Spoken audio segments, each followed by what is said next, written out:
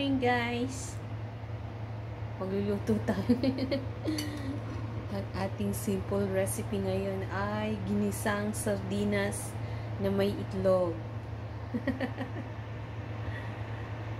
So, ayan po. Gigisa natin siya sa kamatis. Paghahaluin natin yung hindi maanghang tsaka maanghang na 555 tuna. Tapos lalagyan natin siya ng egg. Diba? Meron na tayong ginisang sardinas. Lagyan natin ng kaunting asin with lemon. Diba? Meron na tayong pagkain. Sarap. Ayun po. Luto tayo ng ginisang sardinas na may itlog.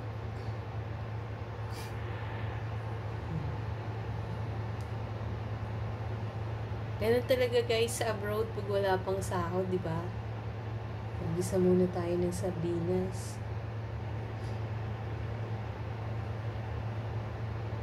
So,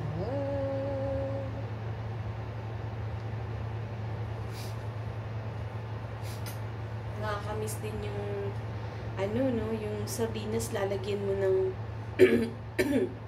sorry po. Ng talbos ng kamote. Sarap yun. Tapos lalagyan mo ng sardinas na medyo may sabaw. Wala kasi ako nakikita ng talbos ng kamote. So, lagyan na lang natin ng itlog. Itlog na lang. Mainit ka na ba?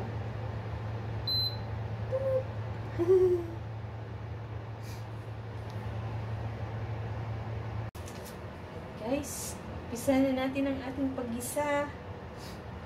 Siyempre, medyo matilamsik kasi may kamatis. Okay lang yan. Dudumihan na naman ang ating yung ating lutuan. Ating onions, garlic, tomatoes.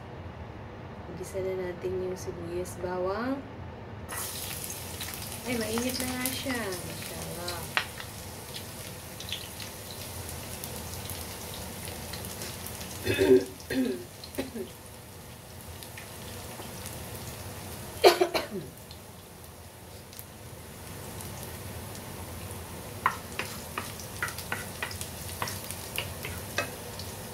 Madali lang to guys kasi ito yung mga madali ang luto natin sa Pinas, diba?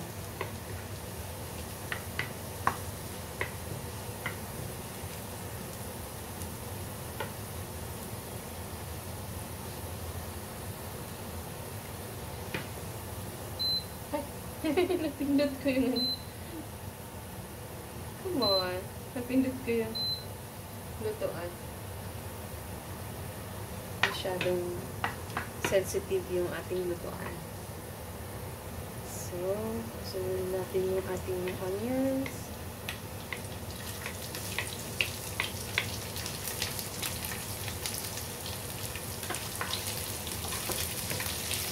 Bismillahirrahmanirrahim. Bismillahirrahmanirrahim.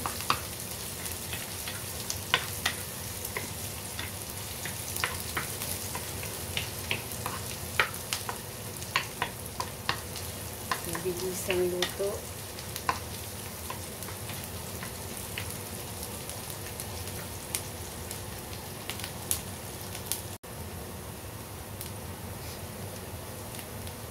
Sunod na natin guys, tomatoes, ang ating kamatis.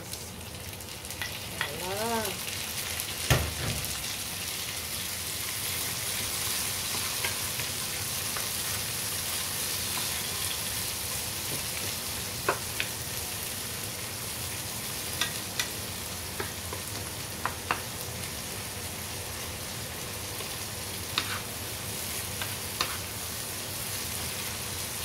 Ang favorite ko guys na sardinas, 555 tsaka ligo.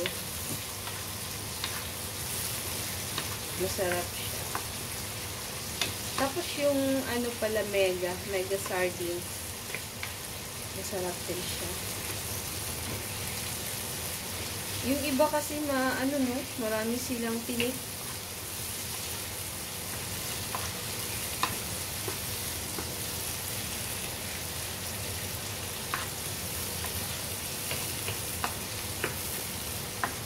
Sarap ng ulam natin ngayon. Masarap sana to sa kanin. Kaya lang, hindi naman ako nagkakanin. Brown bread lang yung kakainin natin. Sunod na natin si sardines.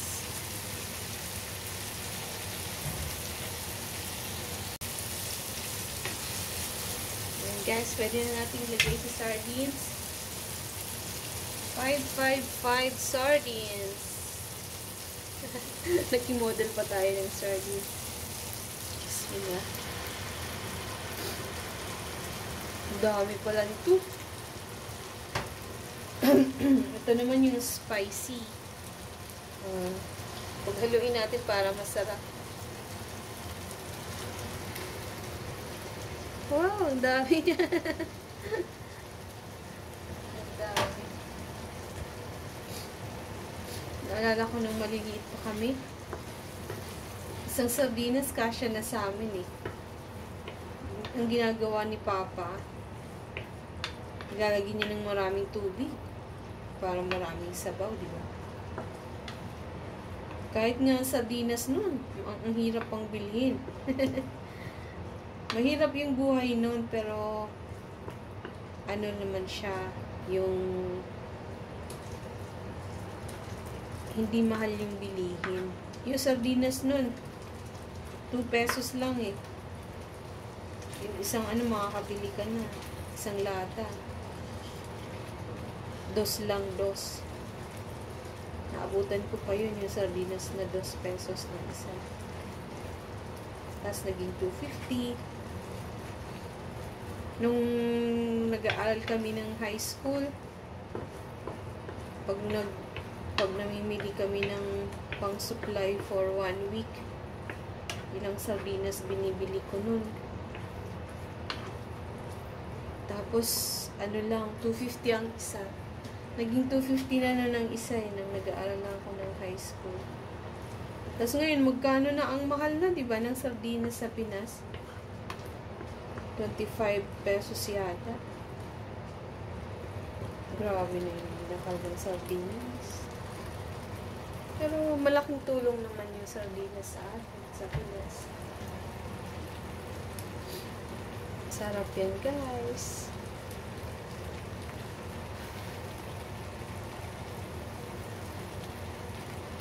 O, diba? Meron na tayong ulam. Lagyan natin ng kaunting lemon para medyo maasim-asim siya. Squeeze the lemon.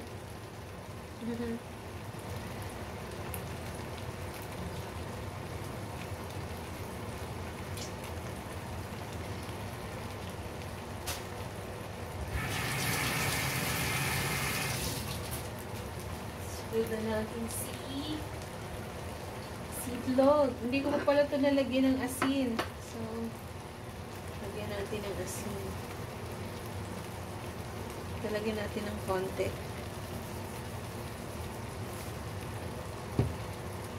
Lalagyan natin si itlog para makalim siya sa sardinas.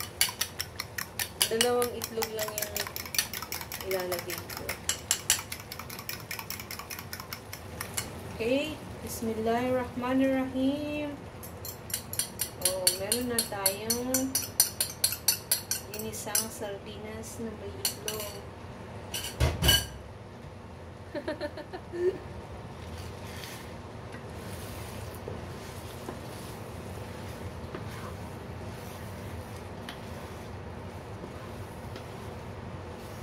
Ganyan dito guys sa abroad.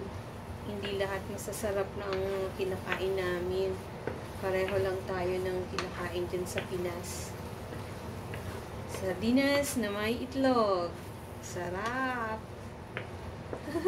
Kita niyo ba yun, guys?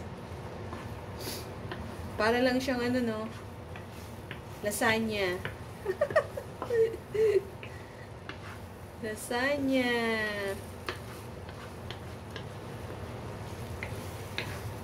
Oh. Sarap yan.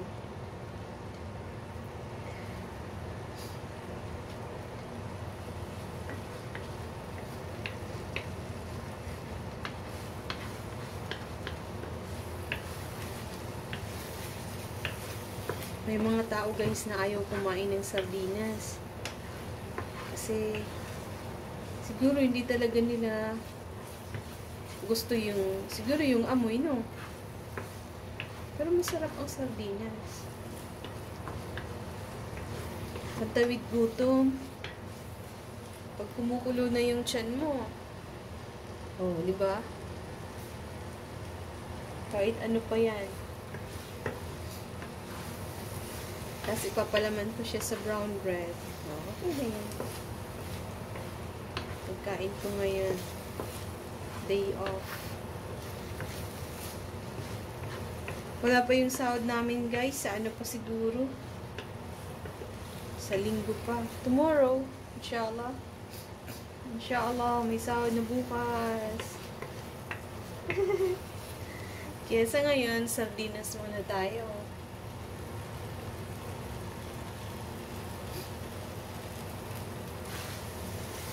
Gusto ko yung medyo dry.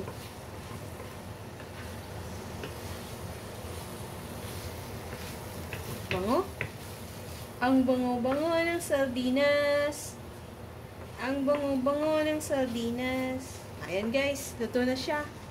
Maraming salamat po sa panonood ng aking cooking show na naman ng ginisang sardinas na may itlog. Ginisang sardinas na may itlog.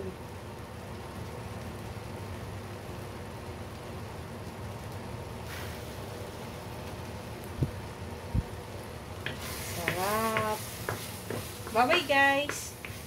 Next time ulit. Maraming salamat sa mga suporta nyo. Bye-bye.